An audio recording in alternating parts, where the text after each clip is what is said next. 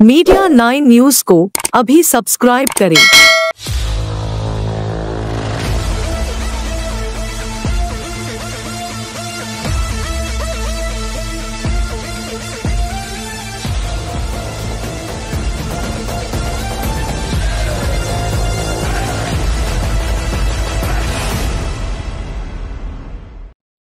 नमस्कार, बहुत बहुत स्वागत है आपका इस विशेष शो में जिसका नाम है सवाल मीडिया 9 का।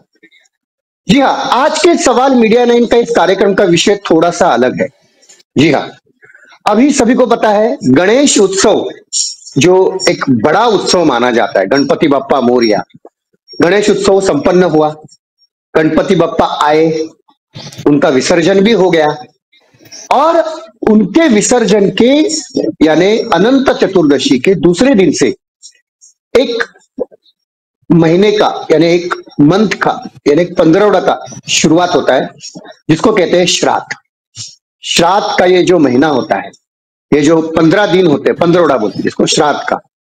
तो श्राद्ध का एग्जैक्टली श्राद्ध मतलब क्या होता है, पितृ मतलब क्या होते हैं, पितृ पूजन क्या होता है, इन सब के सवालों के जवाब देने के लिए आज हमारे साथ जुड़े हैं पंडित कृष्ण प्रकाश पांडे जी। पंडित जी बहुत बहुत स्वागत है। कृष्णा जी बहुत बहुत स्वागत है आपका। हमारे साथ जुड़े हैं कृष्णा प्रसाद पांडे जी।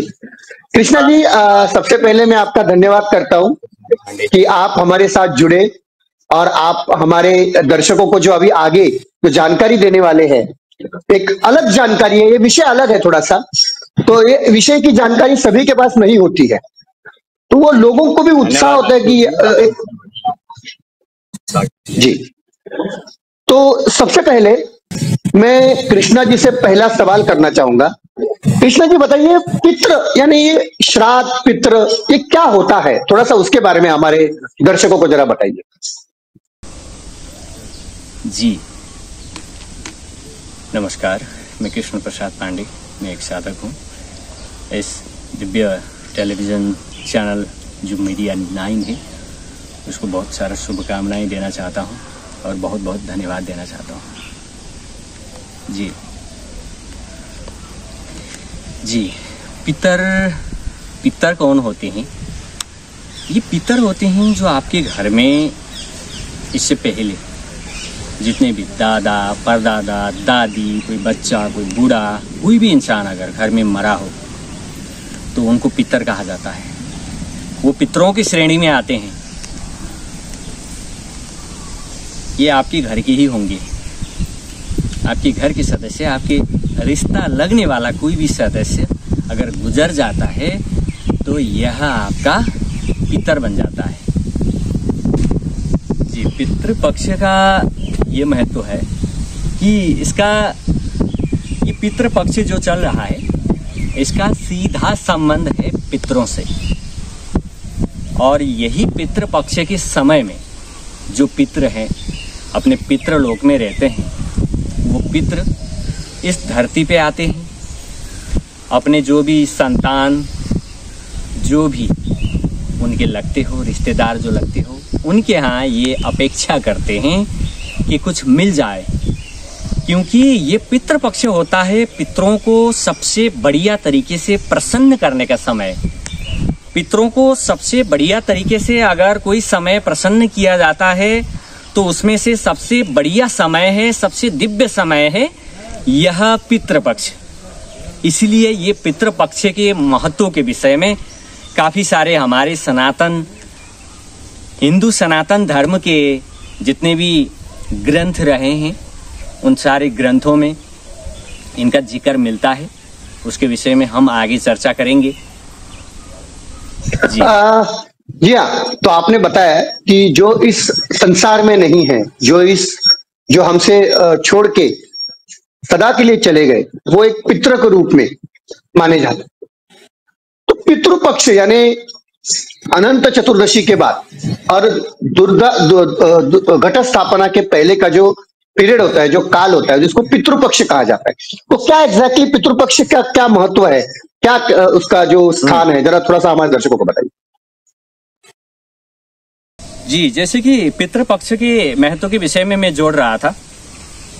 जो पितरों का ऋण चुकाता है वो देवी देवता तक की कृपा पाने का भागीदार बन जाता है। देवी देवता तक की कृपा उनको मिल जाते हैं। यदि आपके घर में यदि आपके पितृ अप्रसन्न हो और यदि आप भगवान की पूजा कर रहे हो, तब भी आपको वो भगवान फल नहीं देंगे, क्योंकि जिस घर में पितृ रुष्ट हो उस घर में भगवान आपके द्वारे में तो पहुंच जाते हैं, पर क्या है कि उस द्वारे से आपके घर में प्रवेश नहीं कर सकते, क्योंकि आपकी घर की रक्षक होते हैं आपके पितर। आपकी घर के रक्षक होते हैं आपके। अगर पितर खुश रहें तो आपको सुख, समृद्धि, धन, मान, ऐश्वर्य सब कुछ पितर दे सकते हैं। पर पितर से ऊपर भी कुछ चीजें हैं जो पितर मार्गदर्शक बनते हैं, वहां माध्यम बनते हैं।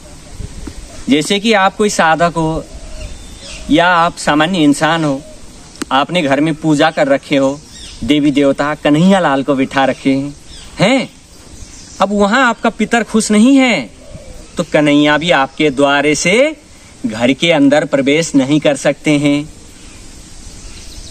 तो सबसे पहले अपने घर की माँ बाप में एक उदाहरण देता हूं। जैसे कि आपके घर के पिताजी है, आपके घर की माताजी है, कोने पे कहीं बिठा रखा है और उनको खाना नहीं दे रहे हो, उनको पानी नहीं दे रहे हो, उनकी सेवा नहीं हो रही है, वो डांटेंगे कि नहीं डांटेंगे? डांटेंगे ना। भौतिक इंसान डांट सकता है। भौतिक इंसान जिसका अभी शरीर है वो बोल सकता है कि मुझे खाना दे दो, मुझे ये दे दो, मुझे वो दे दो, मुझे जल दे दो, मुझे प्यास लगी है, मुझे कपड़ा दे दो। भौतिक इंसान जो शरीरधारी है केवल वो बोल सकता है। पर आपके पितर जो है, जो गुजर चुके हैं, जिनके पास शरीर नहीं है, वो नहीं बोल सकते हैं। वो नहीं बोले हैं इसका मतलब ये नहीं कि नहीं देना है, देना है। ऐसे ही देना है जैसे आप हर दिन देते हो। हर दिन पानी दे दो, हर दिन भोजन दे दो अपने पितरों के लिए। सबसे बढ़िया तो क्या होता है कि सूर्यास्त के बाद 3 अगरबत्ती लेना। एक अगरबत्ती पहले पकड़ना, घर के गेट के बाहर जाना, जहां आपका गेट बना हो उसके बाहर जाना और वहां एक अगरबत्ती गाड़ देना और एक लड्डू रख देना। लड्डू रखने के बाद बोलना, यहां जो भी शक्तियां हैं मेरे घर में, यहां द्वारे पे जो भी शक्तियां बैठी हो, जो भी बाहरी शक्ति हो, वो सारे ये चीज लेके चले जाए। ये करने से आपको कोई खतरा उतरा नहीं होगा, आप घबराइएगा नहीं, यहाँ कोई दिक्कत वाली समस्या वाली बात नहीं। बस आप एक छोटा सा रेमेडी कर रहे हैं पितरों को खुश करने के लिए। बाकी पितृपक्ष तो आ ही रहा है। पितरों के लिए अर्पण, तर्पण, मार्जन, हवन, पूजन वैदिक विधि से, तांत्रिक विधि से, काफी सारे तरीके से आप लोग दे सकते हो। पर मैं एक सामान्य सा एक टोटका बता रहा हूं आप लोगों को। आपने बाहर रख दिया, पूरे मन से, पूरे दिल से करना चाहिए ये, तभी जाकर ये टोटका फलीभूत होगा। आप एक अगरबत्ती और एक लड्डू घर के बाहर, गेट के बाहर, घर के गेट मतलब जो आपका मेन एंट्रेंस है, आपके घर के अंदर के दरवाजे को नहीं बोल रहा मैंने, घर का जो मूल एंट्रेंस गेट है उसके बाहर जाके एक अगरबत्ती और एक लड्डू रख देना और बाहरी सभी शक्तियों को प्रार्थना करना है, जो भी यहाँ बैठे हो ये सामग्री पकड़ के यहाँ से चले जाइए।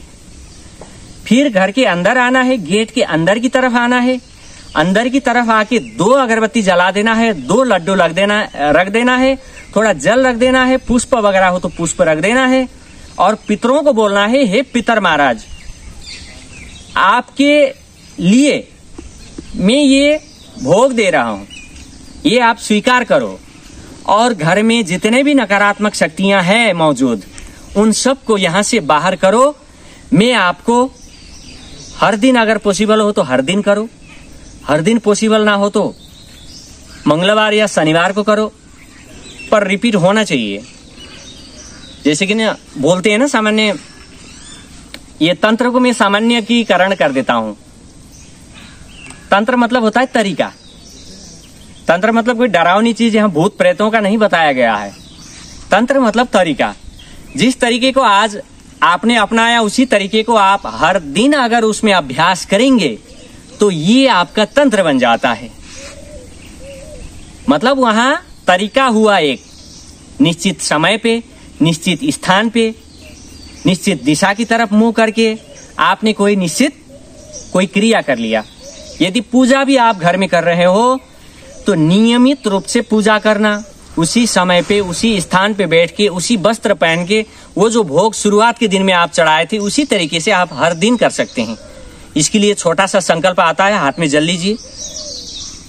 10 दिशाओं को साक्षी रखिए। आगे दीप जलाएंगे, धूप जलाएंगे, फल फूल, धूप दीप नैवेद्य सारा चीज रखेंगे।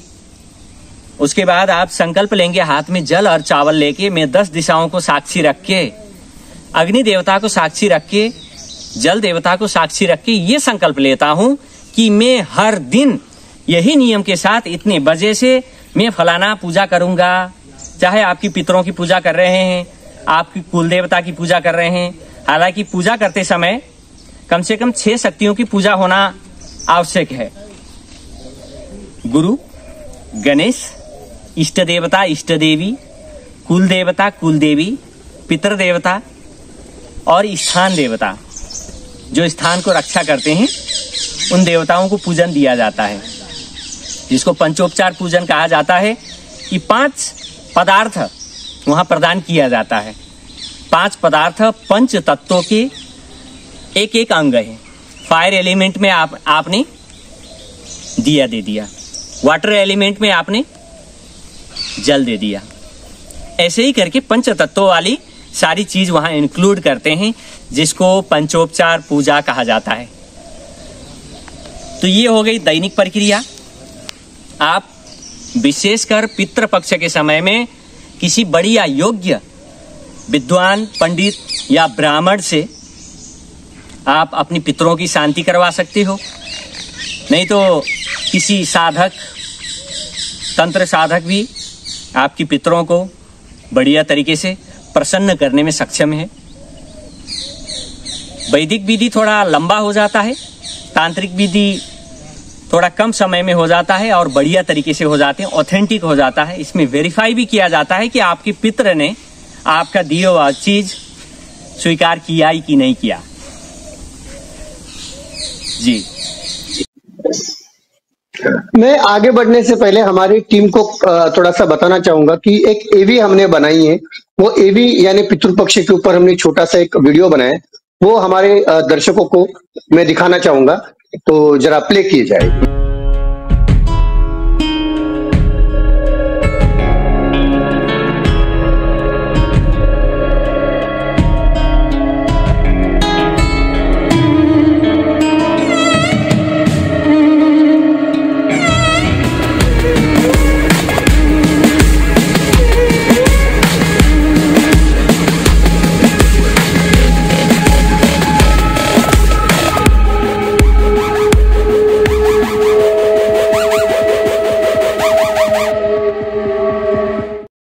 जी हाँ, तो बढ़ते हैं हमारे अगले सवाल की तरफ। ऐसा कहा जाता है कि पितृपक्ष में पितृ पूजन किया जाता है, तो ये पितृ पूजन कैसे किया जाता है, और अगर कोई पितृ पूजन नहीं करता है तो क्या होता है, थोड़ा सा उसके बारे में हमारे दर्शकों को बताइए। जी, जो पितृ ऋण चुकाता है उसको देवी देवता आशीर्वाद देते हैं और पितृ भी सुख, संपदा, धन, मान, ऐश्वर्य सारी चीज आपकी पीढ़ी दर प्रदान करते हैं और सदा प्रसन्न रहते हैं। पितृ पूजन क्यों करना चाहिए, इस विषय में मैं बात करना चाहता हूं। सबसे पहले तो पितृ पूजन करना चाहिए पितृ ऋण चुकाने के लिए। प्रमुख 3 ऋण होते हैं, देव ऋण, ऋषि ऋण और पितृ ऋण। ये पितृ ऋण सबसे पहला है। ये पितृ ऋण चुकाने से आपकी पितरों को आशीर्वाद में आपकी परिवार को आशीर्वाद मिल जाता है, देवी देवताओं की कृपा मिल जाती है। यदि पितृ प्रसन्न नहीं रहे तो इसका ठीक उल्टा हो जाता है और पितरों को उनकी आत्मा की शांति और उच्च गति प्राप्त होती है, इसलिए वो आशीर्वाद देते हैं। और पितृ जब प्रसन्न होते हैं तो हमारी सुख समृद्धि का द्वार खोल देते हैं पूरा। जी, पितृ पूजन ना करने के परिणाम ऐसे होते हैं कि सबसे पहले तो घर में लड़ाई झगड़ा होने लगेगा, मारा पीटी होने लगेगा। परिवार के जितने भी सदस्य हैं एक आपस में दुश्मन रहेंगे, घर में पैसा टिकेगा नहीं, लड़ाई झगड़ा सबसे ज्यादा रहेगा, हानि नुकसानी भी होगी। वहां हानि नुकसानी मतलब दुर्घटनाएं भी हो सकता है, पैसा लॉस हो सकता है, जहां इन्वेस्ट किया वहां पैसा फंस सकता है। जहां आपने जो भी रोजगार तरक्की कोई भी चीज के लिए आप प्रयासरत हैं, उन सारी चीजों में आपकी बाधा आती है। यहां तक कि पितृ अगर अप्रसन्न है तो संतान तक को बाधा कर देती है। आपकी आने वाली पीढ़ी दर पीढ़ी को ये समस्याएं बाधाएं पैदा करती है। अगर खुश रहे तो इसका ठीक उल्टा, सब कुछ मंगल ही मंगल रह जाता है। जी, ये पितृ दोष ये होता है कि जैसे आपके पूर्वजों का श्राप रहता है, जो आपकी रेस्पॉन्सिबिलिटी है, जो आपका कर्तव्य है, वो कर्तव्यों को समझाने के लिए, कर्तव्यों को बताने के लिए पितरों द्वारा, भगवान द्वारा ऐसा रचा गया, ऐसा कुछ है कंडीशन। कृष्ण जी बताइए, पितृ दोष क्या है?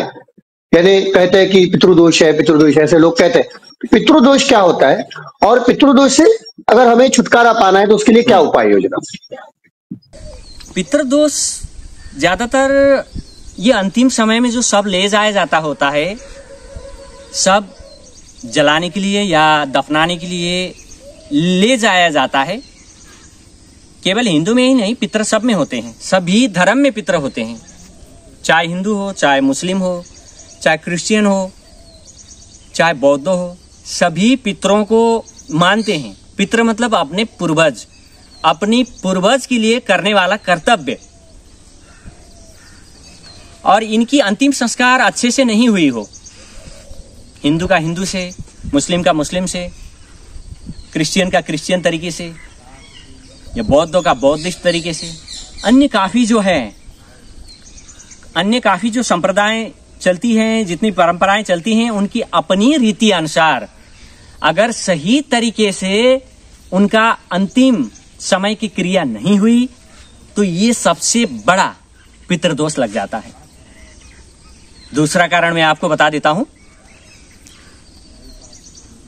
कि उनको जिंदा रहते समय, जैसे कि मान लिया आपका कोई गुजर गए, जिंदा रहते समय आपने उनसे अच्छे से प्यार से अगर बर्ताव किए हैं तो खुश रहेंगे।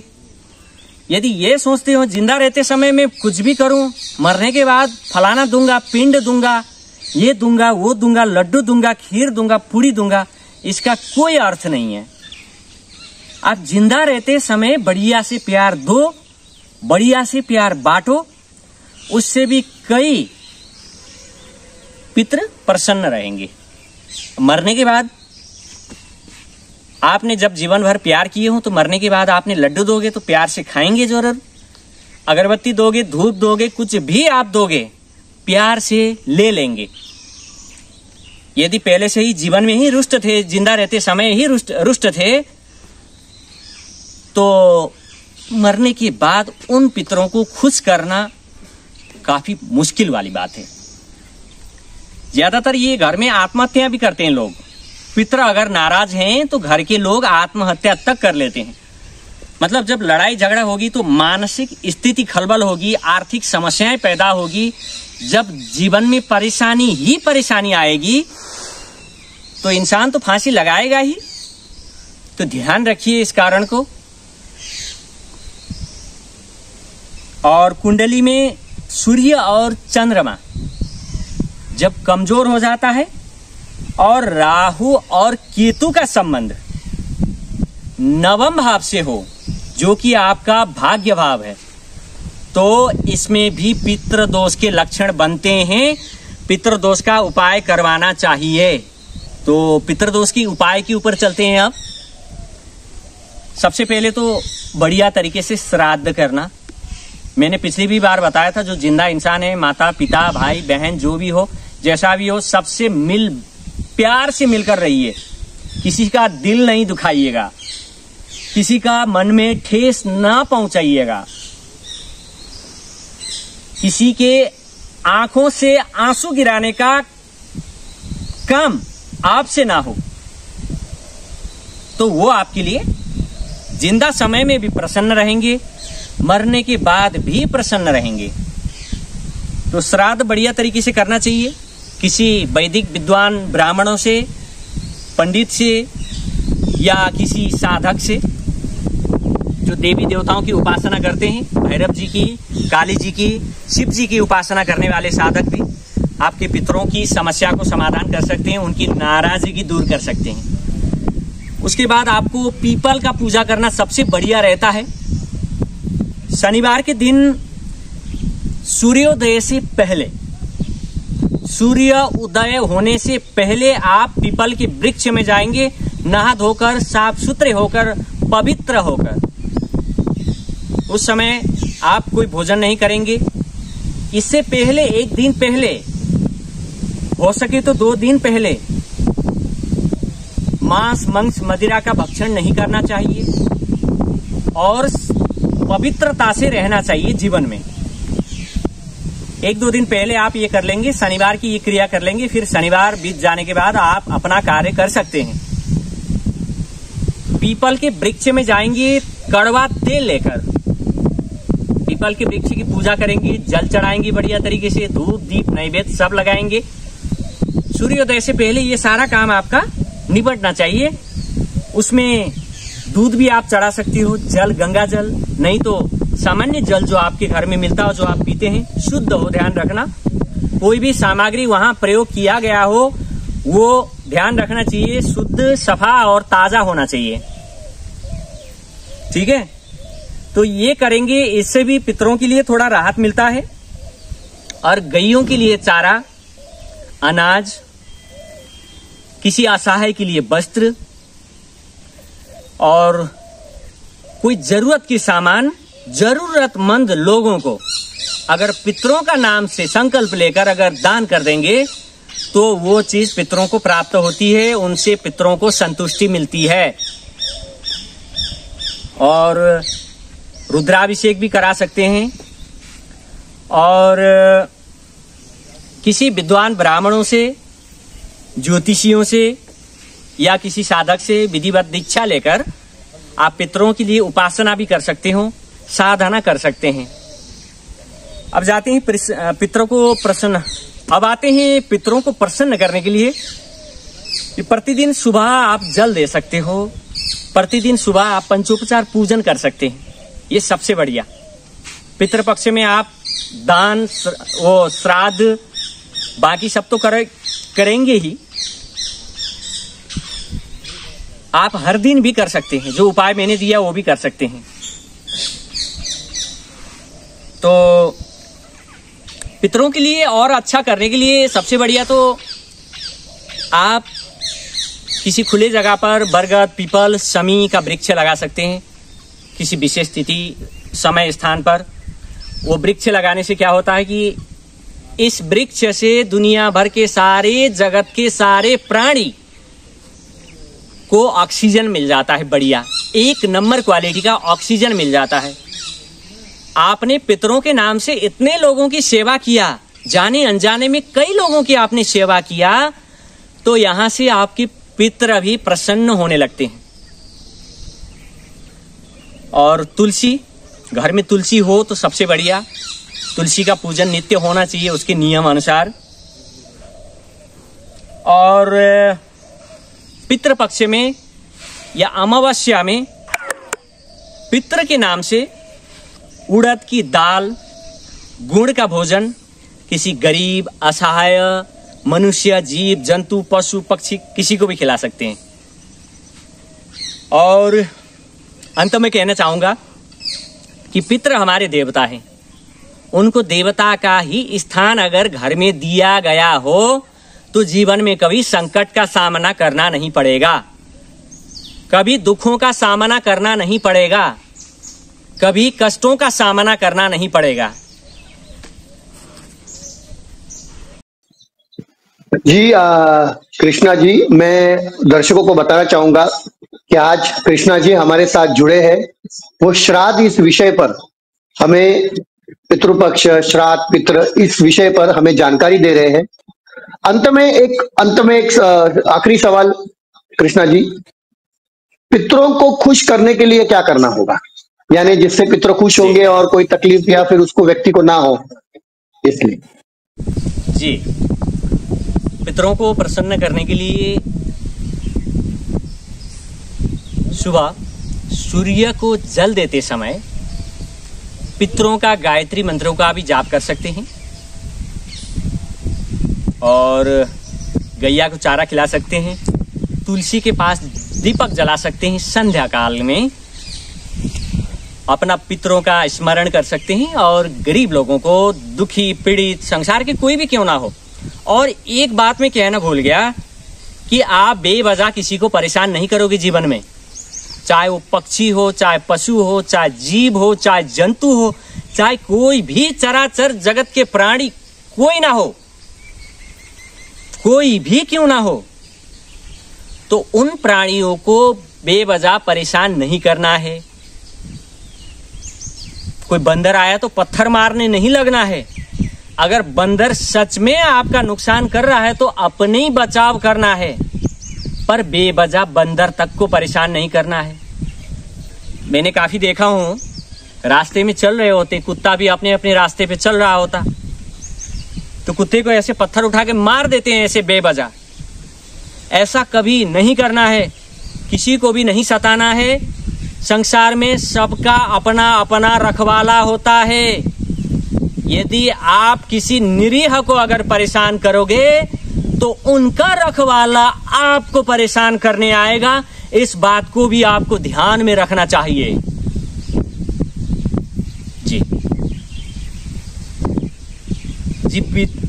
जी अंत में यही कहना चाहता हूं कि पितृ हमारे प्रथम देवता है। इनको भगवान शिव ने भी वरदान दिया है कि जिस घर में पितृ प्रसन्न रहेंगे उस घर में सारे देवी देवता की कृपा मिलेगा।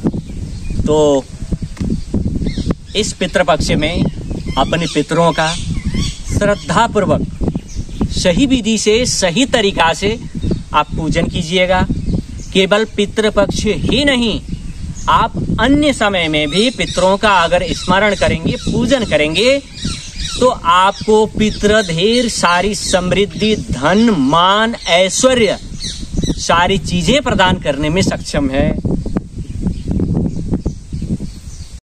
जी, तो ये थे कृष्ण प्रकाश पांडे जी जो आज हमारे साथ जुड़े थे और उन्होंने हमें श्राद्ध, पितृपक्ष, पितृ पूजा ये कैसे होती है, कैसे करना है, इस पर काफी एक अच्छी जानकारी हमें दी।